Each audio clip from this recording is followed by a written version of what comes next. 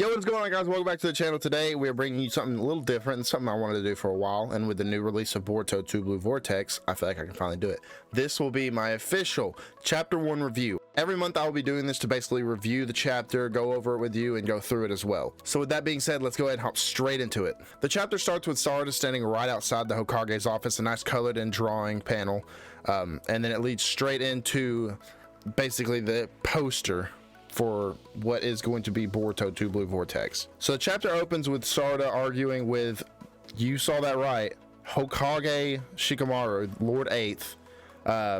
Going over, I've explained it to you over and over, what don't you understand?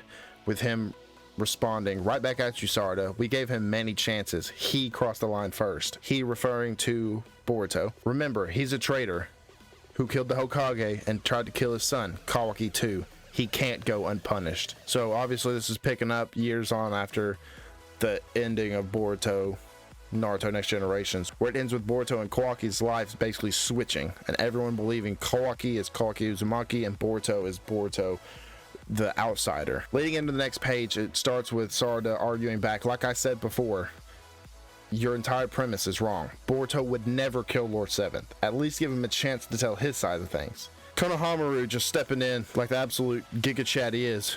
Why'd he run if he's not guilty? We also have Ada's Senrigan eyewitness testimony. Obviously Sarada had to clap back with, if someone ordered your death, wouldn't you run too? Please rescind the order and hear him out. Shikamaru abruptly follows up with, listen Sarada, the sanction against Boruto isn't just in line with Konoha laws, it's the will of our people. Many of those living here are still angry about his betrayal, so even if I lift my order, people will still stay unconvinced. Which almost sounds like Shikamaru.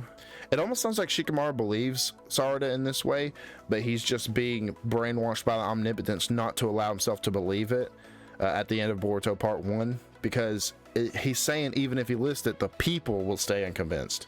Leading into the next page, it starts with Sarada obviously being like speechless, and Shikamaru abruptly responding with, this is the last time we will speak of this. Now get back to your mission, referring to her and Sumire spying on Ada since they are not affected by the charm. Obviously Sarada has to snap back at Shikamaru with, you blockhead, and then Konohamaru, being the accomplice of Lord 8th, had to, try and shut it down with, hey Sarada, this is Lord 8th you're mouthing off at, with Shikamaru responding, enough Konohamaru, Sarada, I'm worried about you. At this rate, forget Hokage.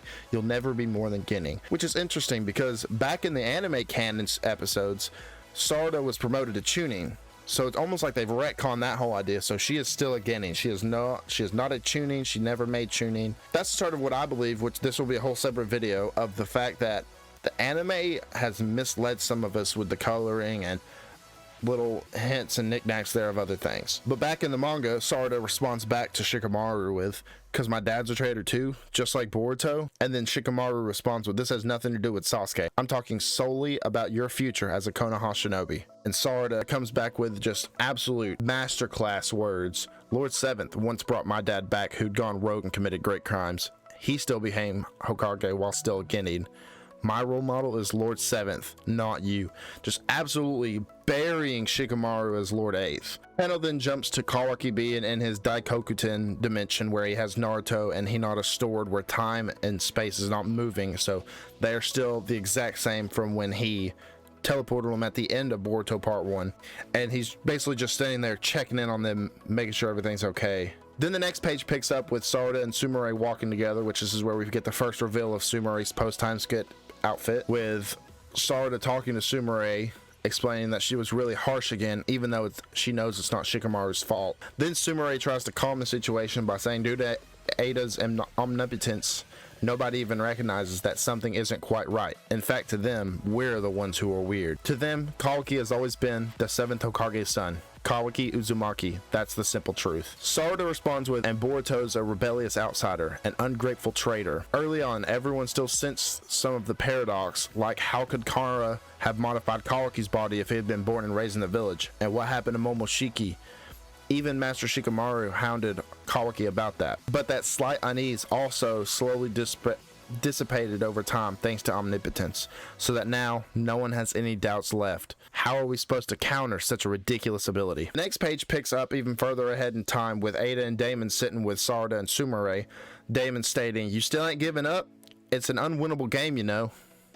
And Ada responding with, "I have no control over omnipotence, just like my ability to charm, though recently we've at least started to understand how it works." Sarada responds with, "How could I give up? Any new information? What we know right now is that omnipotence is a type of Otsutsuki Shinjutsu that makes one's desires real, and that it was Kawaki's desire that created our current circumstances. Everyone's memories were changed. Everything that they remembered about Boruto and Kawaki was rewritten, resulting in the two switching positions." Sarada asks, "Is there no way to reverse it?" With Ada responding, "I don't know, but it's no use talking to those who are affected by omnipotence. They'll never understand." Sarada asks, "But why? The actual truth is reasonable enough that we simply need to explain it properly." And then Ada responds back with, "Think about it. Aren't you the ones whose memories are considered flawed? So who'd take you serious? To be brutally frank, I'd give up on trying to return things the way they were. It'd be more practical just to rewrite different memories. Though there's risk in that too." Sumire, shocked, goes, "No way." Ada responds with, "In any case, I still find it mystifying how the two of you manage to retain your memories when you're not an Otsutsuki. Both omnipotence and charm have no effect on Otsutsuki. They also don't work on family members like Damon, but you two are neither. How are you able to retain your true memories? Or more importantly, are you sure you're really both my captives?" With Sumire thinking back to when Shikamaru explained to make sure they're not found, especially by Damon. If her charm doesn't work on you, it means it's possible for you to kill Ada. You get what I'm saying? If they catch on, your lives may be in danger. Sumire quickly calms the situation by responding with, "Oh please, we've told you over and over, Sarada and I, we're just putting up a front to hide our true feelings. I mean, come on. No one can escape your charm, right?" Ada responds back, "True, that's what I believe." But Damon gives an ominous look as Sumire responds, "See," as Sarada looks nervous. The next page picks up with Kawaki and Mitsuki standing looking over Konoha, and starts with Kawaki telling Mitsuki to cool his bloodthirst. It's suffocating him. Mitsuki responding with, "I'm sure Boruto still wants to kill you, and he's Otsutsuki just like you, so it's quite possible that he mastered the ability to erase his chakra signature." Kawaki responds with, "If he comes here, I'll feel it right away. Even if he eludes the sensory unit, he can't trick me. You know that." Mitsuki promptly responds back with, "I want to protect you. I will kill him. I swear it." And then Kawaki's loneliness kind of showing through by just saying, "Sure, do as you please. Just quit following me around like some sick perv. It's annoying." Mitsuki responds, "But Kawaki, you're..." And right as he says that, just as that, Kawaki is communicated through telepathically with the search squad saying they found claw marks outside of the wall. Claw marks referring to Code's claws. Kawaki responds, "Where?" as he begins to fly, so he has mastered the ability to fly with his power. The next panel shows him elevating up in the sky as the search squad tells him it's east of Sector C, with him responding to, "Stay where you are, I'll be right there," as he flies off into the distance. And Mitsuki finally finishes his phrase saying, "You're the sun shining up my bright moon." And he hesitates as he says, "Aren't you, Kawaki?" Which shows a little bit of hesitation in Mitsuki now, because this is not the Boruto he grew up with, you know, saying he's the son and Boruto being in agreement. Yeah, I think Mitsuki's kind of catching on. The next panel picks up with Himawari and Chocho practicing some hand-to-hand combat, with Himawari throwing some shuriken, followed by Chocho using her expansion jutsu to blow herself out of the way, and then using the human boulder technique to lunge at her, knocking her back as she grabs her with a partial expansion jutsu in her hand. And just as that, we see someone walk up on the final panel saying, "Yeesh, you shouldn't have jumped so carelessly," showing that it is Shikadai and Inajin. Shikadai responding with, "That said, your moves are exceptionally sharp. You are Kawaki's little sis, all right." With Inajin responding, "Nice fight, you did well, Himawari. That first kick was super good." Chocho going over the fight with Himawari tells her that the first kick was super good, crazy solid, with Himawari, you know, showing some surprise to that. Really? It then shows the four ninjas sitting around with Inajin saying, "But Himawari, why do you want to get so strong?"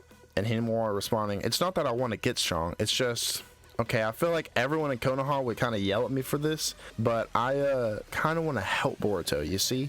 With it shocking Inajin and Shikadai even saying, "Huh?" And the next panel picks up with Shikadai responding, "What? Whoa, you really don't mean that, do you?" And then Chocho even saying, "That ain't funny." With Himawari responding, "Sorry, I know it sounds wacky, but how do I put it? What everyone says about him is totally different from what I remember of him. Shikadai showing some resistance like, he killed your dad, remember? And Himawari responding that she doesn't think that he did actually. I mean, I saw with my own eyes him risking his life to protect my dad and me. Such a person wouldn't kill my dad. There has to be some explanation, and if that is the case, Boruto's got to be in deep trouble. Besides, I have this feeling that my dad is still alive somewhere, which almost makes me think her Byakugan may actually evolve into a Tenseigan and she's able to track his chakra signature across dimensions. Next panel picks back up with Kawaki and the search squad as Kawaki uses his Sukuna Hikona to shrink the claw marks to where Code is not able to use them, with the search squad stating, good, that's the last of the claw marks around here. Thanks, Kawaki, but I don't get Code. Why come so near so frequently but not attacked, especially when I hear he's got several thousand soldiers?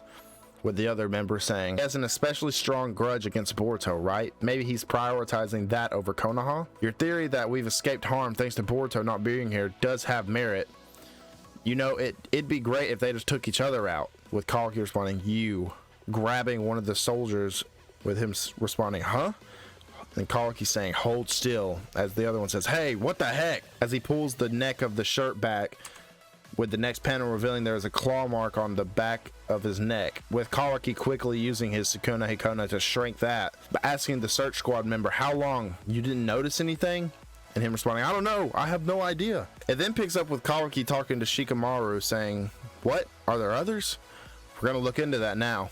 Tell everyone who's been on the claw mark search duty to gather in one place, and I'll shrink any that we find one by one. With Shikamaru responding, that Code, what is he plotting? Kawaki responding back, hurry up, Master Shika, it's all we can do right now. And as we see some of our search squad members walking, he's saying, no, you must be exaggerating. It's legit. Plus, with him feeling the back of his neck saying, huh?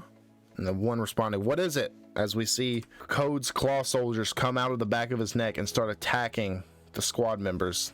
And the sentry unit being alerted going, an unknown chakra detected. Who the heck is this guy? And as we see Code's soldier slapping one of the guards, we see the police force calling for backup. And in the next panel, we get a look at Shikamaru and Konohamaru standing side by side, with Konohamaru responding, yes, understood. They seem to have emerged suddenly in multiple locations at the same time, and there's already casualties, including civilians. Shikamaru responds with, start the evacuation of non-combatants. Have those who can fight rush to wherever's nearest. Why now? After all this time, Code? It's showing one of the soldiers walking toward a defenseless civilian. We see Kawaki come in using his modified arm to take out the minion, and responding to the civilian saying, run now, follow the shinobi's instructions, with some of the police force telling people to calm down and don't push. As we see Sarada come through with a nice gut kick to one of the minions, and her responding, one of Code's claw grimes, but where'd it come from? And as we see a hand come out of one of the claw marks on the minions, another appears, showing that they can teleport between each other's marks.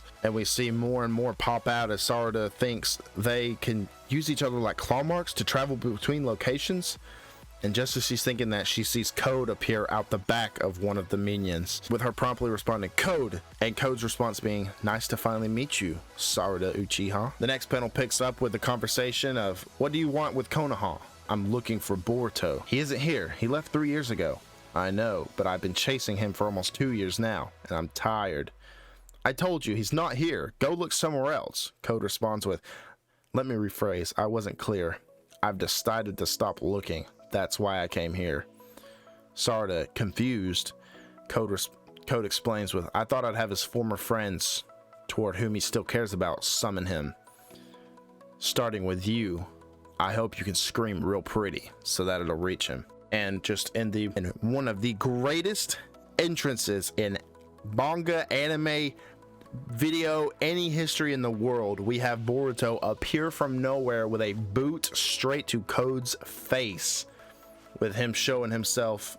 Sarada stunned, Boruto says, it's that kind of sick thinking that creeps girls out. The next panel then shows Code going to attack as Boruto dodges, and Kawaki is alerted by one of the sentry units that the chakra data matches. It's Boruto, with Shikamaru responding, what? It looks like he infiltrated suddenly from the sky, right above Code's position. Ada, now noticing that, is stunned, with Sumire going, Boruto, and Shikamaru responding, listen up, all fighters, you are to prioritize confronting Code and his claw grimes, but keep an eye out on Boruto's movements and try to figure out his plan, with everyone responding, yes sir. And then in one of my favorite panels, I would say, we have Boruto with his cloak and his sword standing next to Sarada, just stunned, followed by the next panel showing Code's face, Koliki's face saying, "You finally shown yourself, Boruto," with the final picture of Boruto with no smile left. And that is the end of chapter 1 of Boruto 2 Blue Vortex. I am so excited for what this has to offer. I think this is going to be the best